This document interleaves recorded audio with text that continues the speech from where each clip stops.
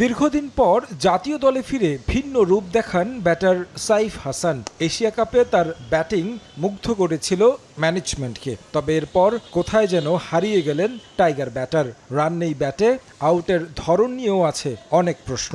এই ব্যাটার নিজের সেরা ছন্দ ফেরার মঞ্চ পেয়েছেন এ দলে, যেখানে কোচ মিজানুর রহমান বাবুল কাজ করছেন তাকে নিয়ে।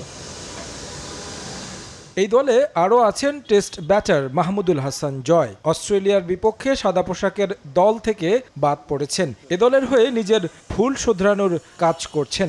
একই সঙ্গে জাতীয় দল থেকে বাদ পড়া ক্রিকেটারদের ঘাটতি উন্নতিতে মনোযোগ এই দলের কার্যক্রমে। প্লেয়ারদের সবসময় এক সময় পারফর্ম করবে না, এটা যারা নাকি বিশেষ করে অনেক বেশি ম্যাচ খেলে, যেমন বিভিন্ন ফরম্যাটে খেলে, সো অনেক সময় অনেক স্কিল ছুটে যায়। টি-20 যারা খেলে তাদের একরকম বেশি স্ট্রাইক রেটে ব্যাটিং করতে হয়। সো দেখা যাচ্ছে যে কিছুটা ব্যাটিংয়ের নর্মাল ব্যাটিংয়ের চেয়ে কিছুটা অন্য ব্যালেন্স নষ্ট হয়ে যায় বা অন্য এরকম স্কিলের কিছুটা প্রবলেম হয়। ওগুলা নিয়েই অ্যাড্রেস করেছি এবং ওইটাই এখন কাজ করছি। এবং আমি দেখা যে সাইফ অনেক তাড়াতাড়ি অ্যাডাপ্ট করতে পেরেছে এবং অনেক ভালো ব্যাটিং করছে। আমার কাছে মনে হয় যে আফিফ মিডল অর্ডার ব্যাটসম্যান, মানে টপ মিডল অর্ডার ব্যাটসম্যান। যে আপনি 4-5-এর নিচে আফিফ খেললে, আফিফ হলো অনেক বড় মানে হিটার না যে।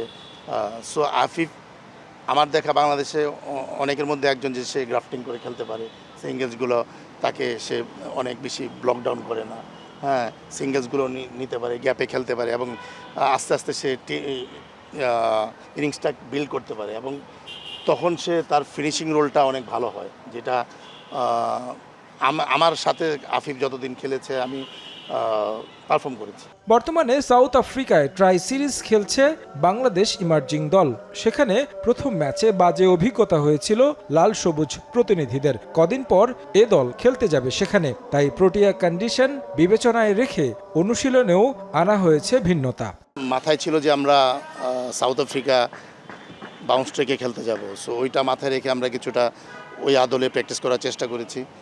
এবং আমার কাছে সবচেয়ে যে খেলাগুলো আমরা বিগত দিনে ন্যাশনাল টিমের ফলো করেছি, যে জিম্বাবুয়ে, অস্ট্রেলিয়া, সো ওইখানে থেকে আমরা অনেকটা কিছু নেওয়ার চেষ্টা করেছি, যে বাউন্স উইকেটে অ্যাডজাস্টমেন্টটা যে এখানে কীভাবে করা যায়। এবং সো ওইগুলা মাথায় রেখে আমরা আমাদের প্র্যাকটিসের গুলা সাজিয়েছি। এটা আমাদের একটা চ্যালেঞ্জিং ট্যুর হবে ইনশাল্লাহ আশা করি, এবং কিছু ভালো কিছু, যেমন এইখানে ন্যাশনাল টিমের অনেক যারা রিসেন্টলি খেলে এসেছে, সাইফ আছে, জয় আছে বা অন্যান্য যারা থাকবে, সো তাদেরকে আবার ভালো একটা পারফর্ম করানো, এটা মেন উদ্দেশ্য থাকবে।